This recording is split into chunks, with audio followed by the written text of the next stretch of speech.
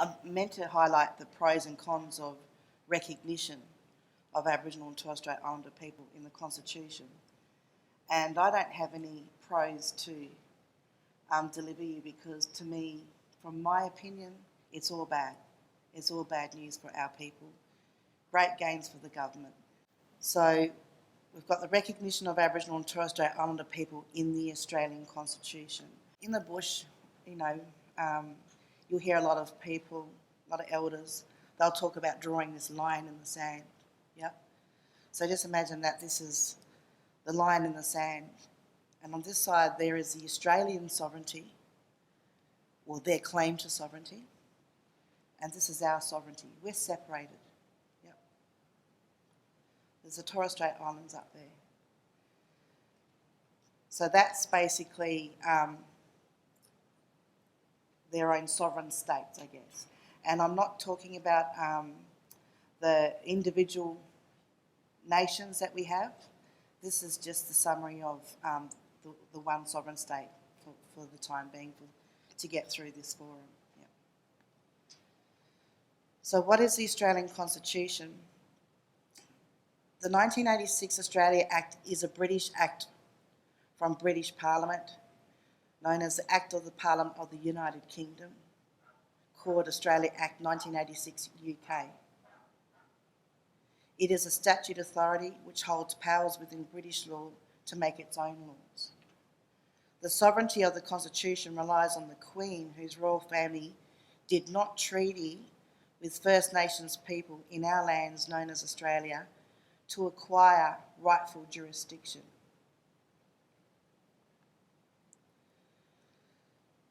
So basically, I don't know if you've heard of Tony Abbott talking about constitutional recognition because he wants to make the Australian Constitution complete. Yep. The reason why he wants to make it complete because it's not complete.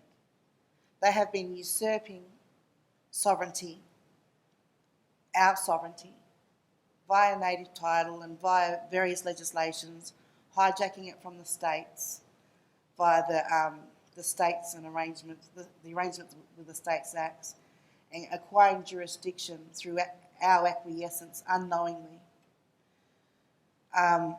So they have an incomplete sovereignty, but what hooks them to us is Section 5126, which was amended in the 1967 referendum. And this Section 5126, this is what I really want to leave with people today. This is really important legislation. If there was only one legislation you walked away with in knowing, this is the one that I request that you get to know. Yep. This is the one the government wants. In the constitutional recommendations for the changes, they'll give you a whole range of legislations they want changed, but this is the one they really want changed. Yep. And initially this legislation 5126 was created for foreign, to deal with foreign nations via a treaty. That was how it was originally set up, I think 1893, way back then. So I'll just keep progressing on. So basically recognition will merge the sovereignties into the Australian sovereignty. So if we go back to here, the government want to join our sovereignty to their incomplete sovereignty, and they want to make it look like this, yeah? And we're all bound up with legislations, that's why I put the little lines across. So, yes, like Tom Calma says, oh, it doesn't take out sovereignty. Well, in a way, I guess it's correct, but it's void, it doesn't hold any power because it's entwined with the legislations around it. So the self-determination is basically robbed from our people, and it's under captivity, and we don't have any home. So the Australian Commonwealth will hold the absolute control of our people through recognition. And so, yeah, basically bound up in legislation. So the 1967 referendum, this is going back to the 5126. So here we have 5126 of the Australian Constitution. It's an external power. It's the race power. It's the power that the Commonwealth uses to control with race, the various races. So prior to 1967, it says here, 5126 empowered the Parliament to make laws with respect to the people of any race other than Aboriginal. Yep. So they couldn't make laws for Aboriginal people. Yep. And so a lot of people were saying back in the day, oh, that's racist. They can't make laws for us, you know. So let's fix the racism and let's make laws for them. Yep. But in actual fact, what they were really saying is they want to make specific laws for us, which is racist because they want to make interventions and basic cards and so forth. So that is racist. So it's basically a lie, the 67 referendum. I call it a lie. And the 67 referendum, when they did have the amendments, I've just left in there what it used to say, and they basically said 5126 empowered the Parliament to make laws with respect to the people of any race, and they eliminated Aboriginal, for whom it deemed necessary to make special laws. So by saying that they can't, by getting rid of that they couldn't do it for Aboriginals, they were thinking that they could do it for Aboriginal people, that they could just make, we're a race and they could make a law for us or any laws for us. Yep. And in actual fact, there was a court precedence that happened. There was a number of court precedences that happened that contested the Section 5126 that basically undid the 67 referendum, undid the lie. And I'll have a look at that in a minute. So basically, post-recognition, what they want on the next referendum is they want to do what they thought they had done in 67, but they are going to name it this time. This time they're saying they want to become a power to make laws with respect to Aboriginal and Torres Strait Islander peoples. Yep. And this is where the problem is, because that impacts on our sovereignty. And I'll just quickly go back to that diagram, where if they become the power over our people and over our land legislations, they're basically taking that power, they're basically suffocating our sovereignty, they're squashing it, they're basically bringing it into captivity. Yep. So I'll go back to that. This is a court case. This is one of the precedences. I'm not sure how to pronounce this. Can anyone say that? Kuata. Thank you. So the Kuata case, this is where Justin Brennan, he questioned the validity of the Section 5126. And so pretty much that's become a precedence in law because, when findings in the High Court judge or by any courts will basically shift the law around a bit, which is making us go from British common law to Australian common law by these court cases. So anyways, there's a precedence that's been set that the 5126 is no longer really what the government had intended to for the 67 referendum.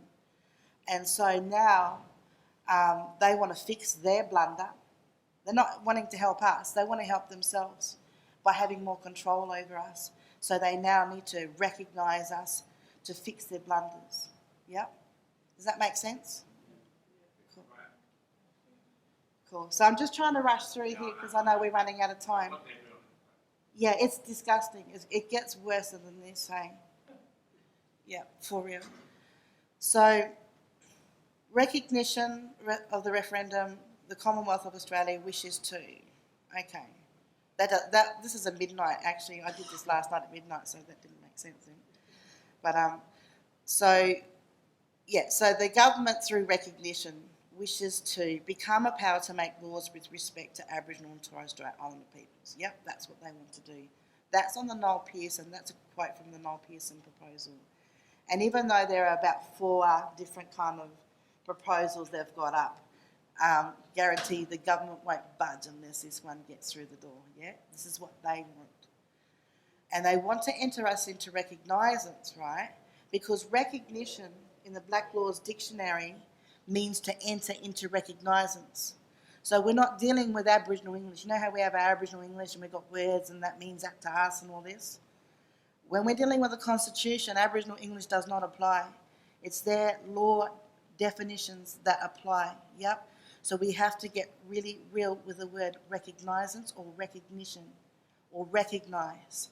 It's the law definition. And the law definition means to enter into recognizance. And so here's some example of recognizance. I've got heaps more examples, but I didn't want to take too long today. But I'll just quickly mention the recognizance, entering into recognizance.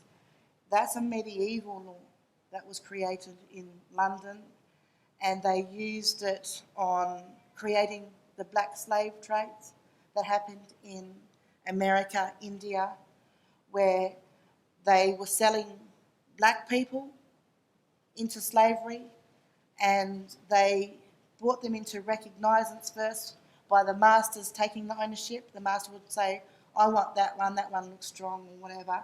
And so they will enter them into recognizance. That slave would become the property of the master. This is recognizance, that's what it is. So the Australian government want us to be their property. They want to own us, yeah. So how recognizance has been used in Australia. Aborigines Act, this is with all the Aborigines Acts because they're state legislations. To remove the children, they entered them into recognizance. They made them the product, they own them as property. And they have to enter them into recognizance before they could remove them. So they become property of the Crown. So that's just, that is an excerpt, I think, from one of the acts, but it's exactly the same in all of the acts. That's why I've just left it like that. The Masters and Servants Act, 1892, enforcement of recognizance. See how it alludes to slavery, yeah? There's no freedom under recognizance. And I could go back further and show back in the day when they were taking the black slaves, because this sort of hooks up with the R. When they took them into recognizance, the masters would use a hot iron that had R on the hot iron, and they would actually burn the R onto the black slaves to say that they were recognised. That's basically, this is the law they want on us. This is a medieval law they want to throw at us in 2015. Okay. So basically, I'll just move away from that so we get that the history of recognizance is about being owned, yep? And the government want to be our slave masters. So basically, the government still wanting to go through Section 5126. Normally, it's done through a treaty, yep? But because they want to bring us into ownership, they want to bypass a treaty, which I believe is unconstitutional, yep? Because you can't just make these laws up, yep?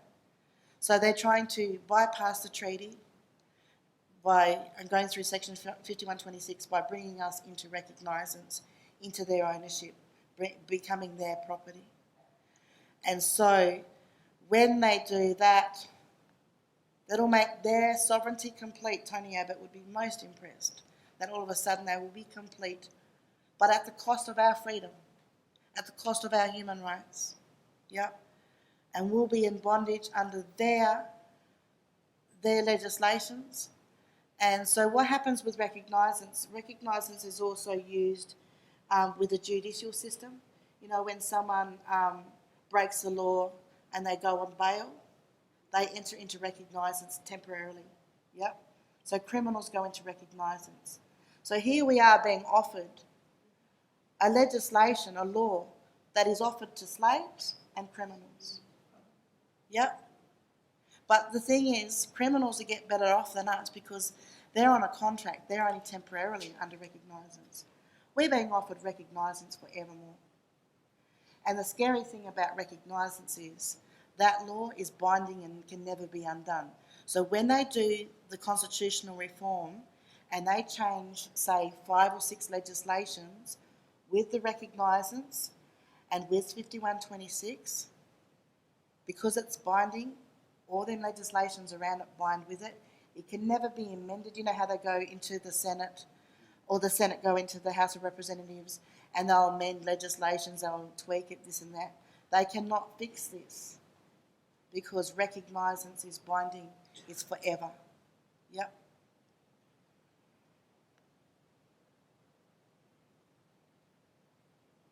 There we go, I was trying to move that along. So I'm going off topic here a little bit, but I just wanted to move around. So once the Commonwealth uses external affairs power, which is the Section 5126, to enact legislation, Section 109 of the Commonwealth Constitution provides that the Commonwealth legislation prevails and any inconsistent state legislation is ineffective. So basically the Commonwealth will be able to bulldoze the state legislations out of the way. So basically they can also hijack the state's sovereignty as well. Yep. Because their jurisdictions also come through the Aboriginal Affairs Acts, which basically are coming through our land, yeah? And so the Commonwealth will be able to hijack. So it's not just our sovereignties that are going to be at risk, our nation's sovereignty or the Aboriginal sovereignty. The states are also going to lose some footholds, yep? And that's Anne Twomey, who's one of their respected constitutional lawyers. In 1977, the ALRC, which is the Australian Law Reform Commission, reported the Racial Discrimination Act is also partially powered up by 5126. Yeah? This is really important now. So that the Racial Discrimination Act is partially powered up by 5126. So if Section 5126 is amended, yep, then the validity of the Racial Discrimination Act 1975 becomes seriously compromised. In fact, it could probably be undone completely. Yep. Therefore, the Racial Discrimination Act, the Racial Discrimination Act also powers up native title. So basically, it will take out native title as well. It will also, like I said back here, go backwards. State legislations, think about the state legislations we have. Land Rights Acts, yep. So there's Land Rights Acts going down the gurgle. There goes native title. And people who know me well, like Uncle Michael Anderson and everybody, know that I can't stand native title. You know, I have my personal reasons, but I don't hold that against my people because I know our people have invested many years of their life into getting their land back, and they thought native title was the pathway to do it. And that's one of the reasons why I support sovereignty, because if we invest ourselves into legislations, we're going to get this. Yep. So that's my little 2-cent piece in the middle of that. So, in summary, recognition of Aboriginal and Torres Strait Islander people in the Australian Constitution, yes, it does. It wipes out sovereignty and land rights. Yep. It does override native title. It doesn't give rights. For example, there's no human rights bill in the Australian Constitution. So we're going in to be bound forever without human rights. Yep. Very, very dangerous stuff. And I'll give an example of that would be the paperless arrests, Commonwealth law in Northern Territory. You can imagine paperless arrests moving across the country under the Commonwealth, who can bulldoze state legislations out of the way. Yep. So that means any police can pick any one of us black fellas up off the side of the street just because we look suspicious because we're black fellas, and they can put us in the lockup without a paper trail. And the last deaths in custody that happened in the Northern Territory was from a paperless arrest. There was no paper trail. Yep. very dangerous for our people without human rights bill. Yep. So the recognition will turn blackfellas into the property of the Crown. Totally. Yep. Does not give blackfellas any power. Our self-determination is gone. Where is there a legislation in the Commonwealth Constitution that says we have the right to self-determination in the way that we, for our cultural interests, yep, and our cultural law? So it doesn't protect our cultural rights at all because there's no legislation that has cultural protocols or even acknowledges our cultural law. Yep. Does not recognise cultural ownership, does not protect cultural law. Yep, I just said that. And basically we're offered a restricted citizenship. Yep. We can have the rights to citizenship out, but also we will get these laws that will come at us, specifically at us, but not white people. 5126 through Recognise, binding forever. And this allows the government to make laws for blackfellas as a targeted race. Yeah. So that's basically the explanation of why it's serious. This is a red flag, yeah? I should have put a red flag on that graphic. So the R, I spoke about the R before, it's used as the Crown seal. So you've got R for Regina for the Queen, R for Rex for the King, and they used to stamp everything with their R. That's the Crown, yeah? The R is from the Crown. And it's sealed. See, they call it a seal there, but the law of recognizance is binding. So they've combined two very dangerous, lethal laws together. A seal of the Crown and recognizance for criminals or slaves that is binding and can never be undone. You couldn't get anything more lethal. They couldn't have picked any two more lethal legislations, in my opinion, and joined them together. And then they've got the cheek to put blackfellas in these R shirts and promote that it's good because they haven't done their homework. And I find that is totally negligent of these blackfellas. If you haven't read the Constitution, get out of politics, get out of the way, because you're going to bind us into captivity. And it's going to we're going to lose lives out of this. We're losing lives already to the police. And it's going to get worse and it's going to heat up and we won't be able to do anything about it. And because we'll be under recognizance, if we say, oh no, I'm asserting my sovereignty, they will just go, you're being disruptive, we'll act on your behalf, which is what they can do, and they will represent you. Yep. So this is a real red alert. Yep. So that's basically what we will look like on a visual sense after recognition.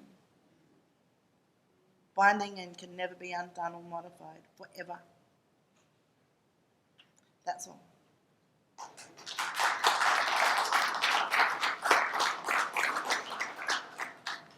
Now, the only times that the No campaign has never been funded was the 67 referendum and this one coming at us.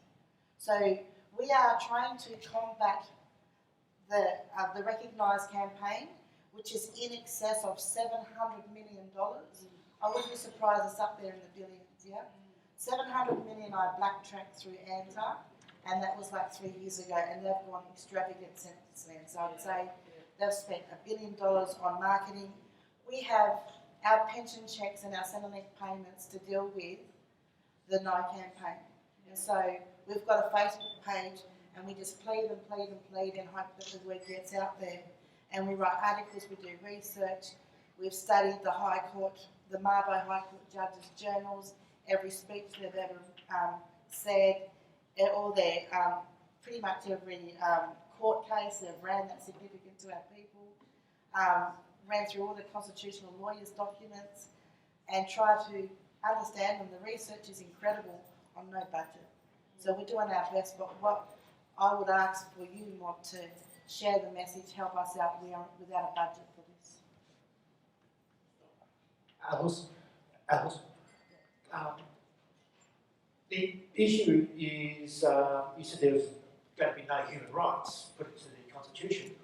Couldn't, your mob, argue that we should have a human rights put into the Constitution, so it would cover us instead of.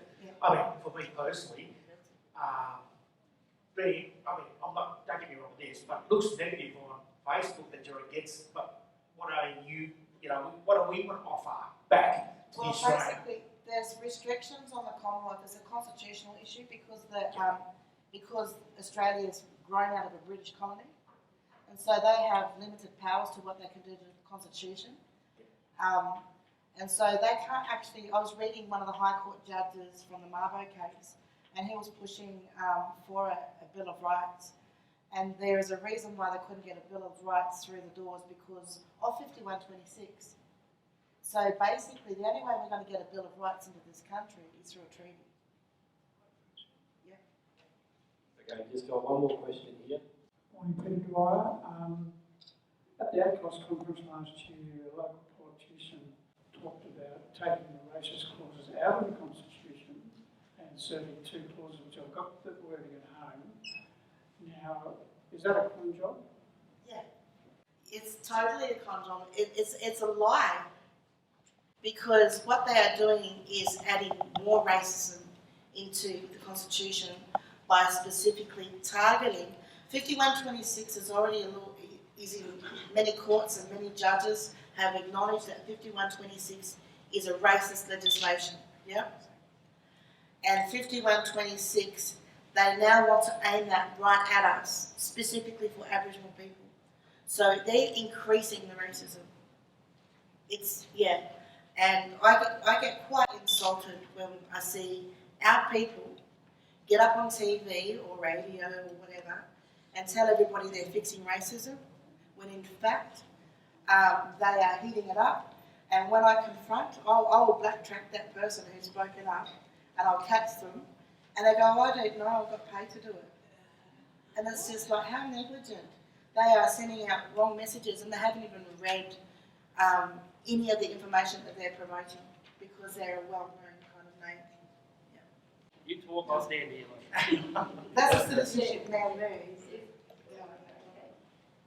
Well, I was thinking about this citizenship and where are we in that, because we were in that first one, the 1967, and they had the radar coming in and be swiftly moving it all 2 days before. Yes. So I read something like that. And then I wanted to know now if we don't, I know we've got to let people know about it because we will lose our rights if we give them the citizenship. Is that what it means? That's right. Yeah, that's right. You know, and if we take up citizenship, we'd be down here at the lowest. We'd be on that rank, you know. Yeah, and it won't be equal. And all the politicians and white fellas are way up here. Yeah. We'll be going, we are repeating what happened to us, our ancestors, like my mother, probably your mother too, how they was out fighting and talking for us back in those days. But they was, and they wondered, and my mother did wonder why we didn't get the citizenship in 1967. But I said, I don't know, I only found out about it a couple of weeks ago when I said they just push everything through the radar, you know, and that's how they get their laws passed. And we would be straight at that one up the road there, where they do it all. Well, that's what there wasn't a no campaign in '67, so there was no education to the other side of the story. Yeah, but that's true. You know, I believe we are still not citizens. I think we have citizenship rights, but it's nothing to do with the '67 referendum. But the expert is over here who will do that. Yeah, just on this recognition campaign, it might pay you to find out who's funding that campaign, because it's certainly not the Commonwealth Government. The Commonwealth Government is not funding it. I urge you to have a look on the websites of many mining companies, because Rio Tinto is one of the largest contributors to the promotion of the Recognized campaign, followed by BHP and other big mining companies around this country who are making major contributions to promoting the words of recognition. It's not the Commonwealth Government. If you have a look, they started it, they're wiping it up as a Commonwealth Government thing, but the campaign itself is being funded by mining companies, and James Packer was lured into it as well with his casino money, and he's part of that funding of that campaign. So that's just something that you need to do. Yeah. And just finally on that 67 referendum, just very quickly, all that happened with that 67 referendum was that it gave people the right, just gave the Commonwealth Government the right to legislate for Aboriginal people and Torres Strait Islanders as an independent race of people. Menzies said in 1967 in that House of Reps down here, you take the word Aboriginal out of the Constitution, we have Aborigines go outside of the legal system of Australia, and every law that we have to pass thereafter have to be special measure laws for that race of people. So we are not Australian citizens. In 1948, up until 1948, there were no citizens in Australia. And when you talk about, when they talk about citizenship, they even contemplate putting citizenship in the Constitution back when they had the constitutional conventions around the country. And it was in there, but then they decided to take it out. So in 1948, the government provided for citizenship within the Commonwealth of Australia, and they passed the Naturalisation and Citizenship Act. So in that, there was one little section called the transition powers. So when they were when they were transitioning across from all people being subjects of the Queen and British subjects, or of British nationality, they had a little clause in there, and it said that it explained what a British person of British nationality was. And I'll put it up on the screen for you later, because I'm actually questioning in a court case, what does that really mean? And it says that a British subject is a person that is entitled to all the rights and privileges of a natural-born British subject, right? And that's how they transition across to citizenship. Before 48, there was no citizens. Everybody were of British nationality, right? So when they passed the 1948 Act, in 1962 they also passed an act to give Aboriginal people the right to vote. There's a big misconception in this country that Aboriginal people had the right to vote in 1960, got the right to vote in 1967. But that's not right. Now, also up until 1967, there was one little clause in the Constitution, section 51(26), that prevented the federal government from passing laws on behalf of Aboriginal people in the states. So they couldn't pass a law for Aboriginal people in the states. Now, which meant that they could not pass a law in 1948 to make Aboriginal people citizens. You see? So, and the same thing with voting. They can't make a law unless it's a special law for Aboriginal people to vote. And I really think that, the only thing in 67 was they only removed 2 sections of the Constitution that did not replace it with anything. And they did not replace anything with citizenship as well. You want to have coffee or tea or refreshments, eh? Is there a couple of